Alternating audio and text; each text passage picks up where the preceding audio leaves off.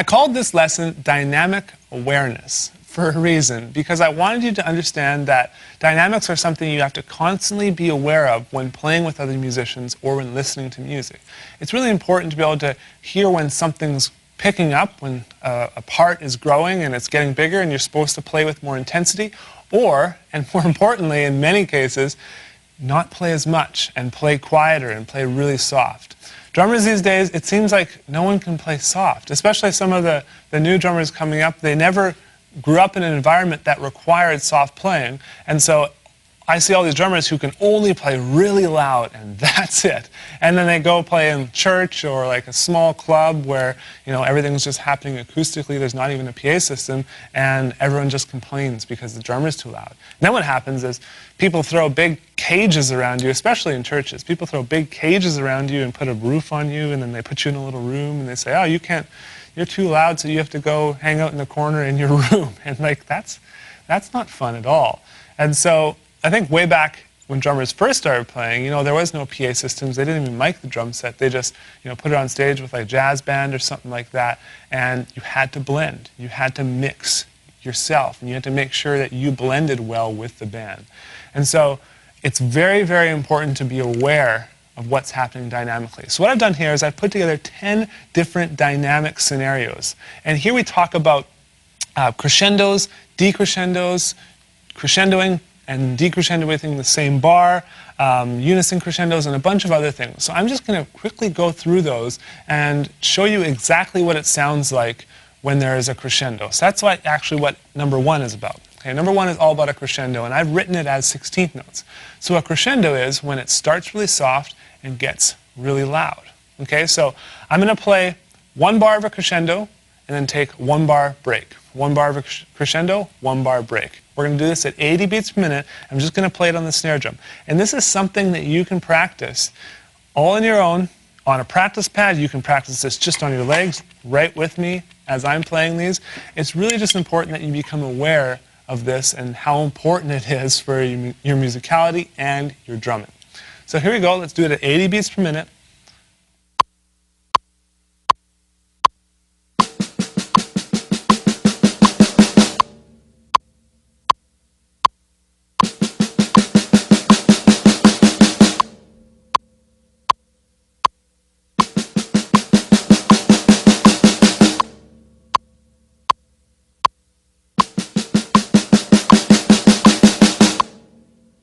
Now, I also want to tell you that a crescendo starting point isn't always as soft as you might think. Let's say the song is going at like a medium kind of dynamic, like a mezzo forte, they call it. And it's feeling good at that, and the crescendo starts from a mezzo forte. Well, then you might start it from there and actually go all the way to like a triple forte, or it's like this massively huge thing where, at that point you may want to hit cymbals, you might want to just go nuts because it's supposed to just be this huge, huge part. Okay, so the next thing we're going to look at is a decrescendo. Decrescendo starts loud and then gets quieter. So let's do that at 80 beats per minute.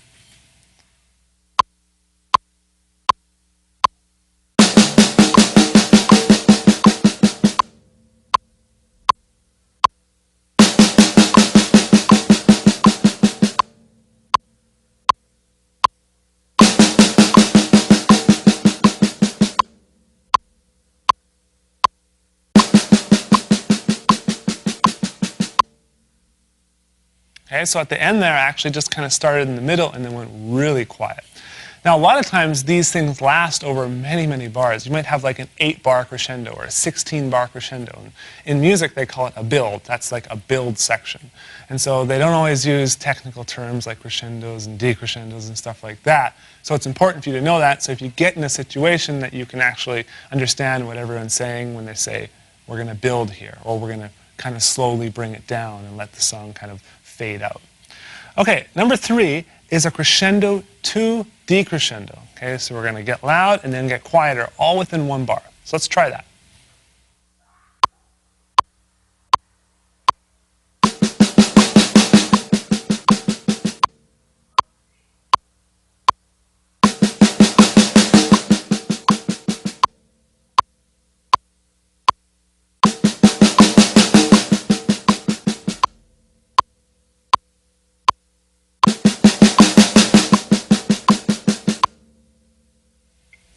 And one little tip I want to give you is, and I know drummers are going to do this, is when you go to decrescendo, naturally you're going to want to slow down. You're going to want to go da da da da da da da da da da. Don't slow down if you're playing with like a pop group or something. Don't only slow down if you're playing some sort of classical music and the conductor is actually slowing you down. It's very, very important. I've made that mistake and I don't want you to make the same mistake. Now let's move on to the next one. Next one I call a unison crescendo, and this is something I use in music a lot. So I'm going to add my bass drum in here, the floor tom, and the snare, and we're just going to crescendo over eighth notes. Here we go.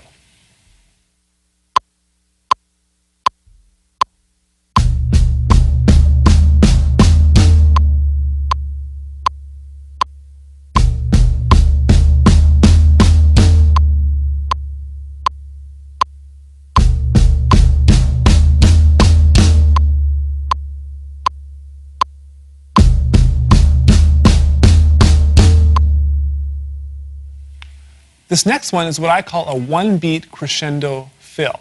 You don't always have a full bar to crescendo or 2 bars to crescendo. Sometimes it's very, very quick. It's just a really quick build-up into the next section.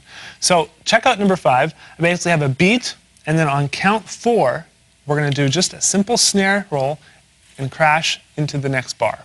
Here we go.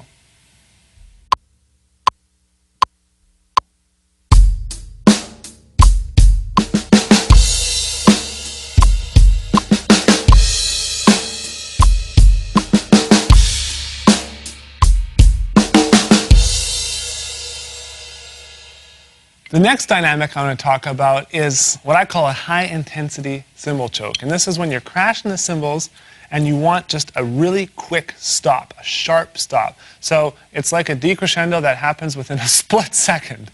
And so I'll just demonstrate that for you guys at 80 beats per minute using the groove on exercise 6.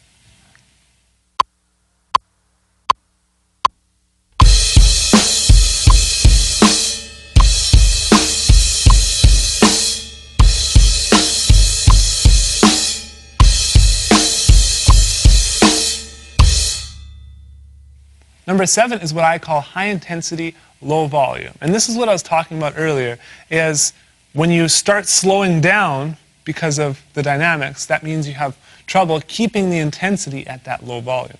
But just because we're playing quiet doesn't mean the music doesn't have any energy. The music still needs to have energy and still needs to have life. You don't want to feel like it's actually dying. So let's just play this groove, and this is just one groove idea. You can kind of choose whatever groove you want and just really practice playing something really high intensity with a very, very low volume. One drummer I've seen do this a lot is Keith Carlock, and I love the way he does it. He plays so dynamically. Another guy is Bernard Purdie. He'll play like the Purdie shuffle, and it sounds like it's alive and dancing, but he's just tapping the drums so quietly. Here we go.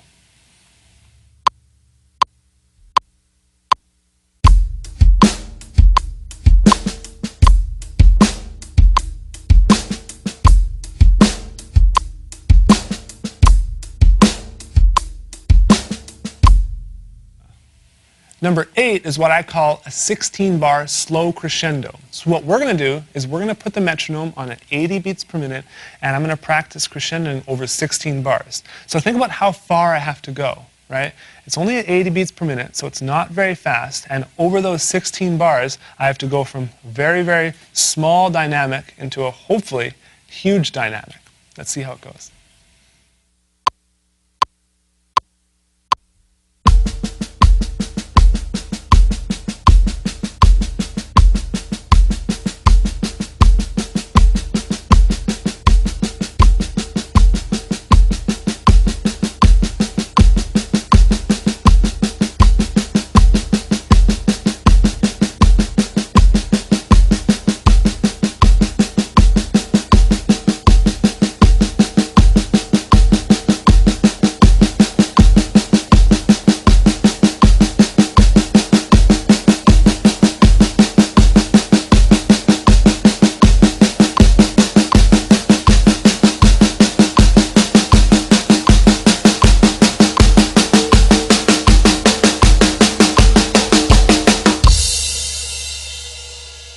Number 9, I like to call in-bar swells. This isn't something I encounter a lot, but it's still really good to learn.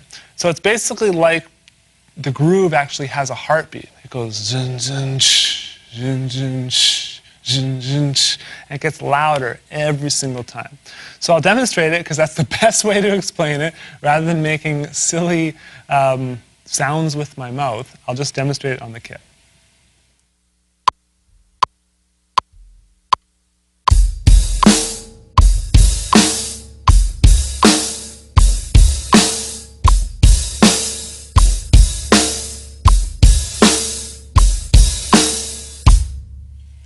And number 10 is the final one, and this is what I do a lot of. It's just kind of a 16th note cymbal swell with a choke red at the end. So you just play straight 16th notes on the cymbal, let it grow, crescendo it, and at the end let the cymbal open up. Now you see if I just hit the cymbal very softly, it's going to produce just a constant kind of low tone. It's not really going to sound like a shh, like a crash.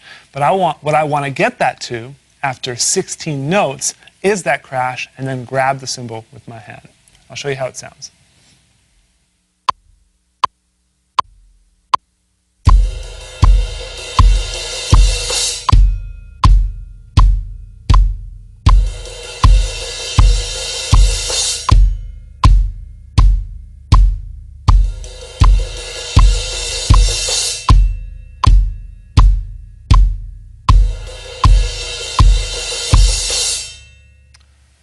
So that's the end of the dynamic section. I hope you got a feel for what it's like to play dynamically on the drum set. And all of these things we're talking about can be transferred to any voice, can be transferred to any style of music.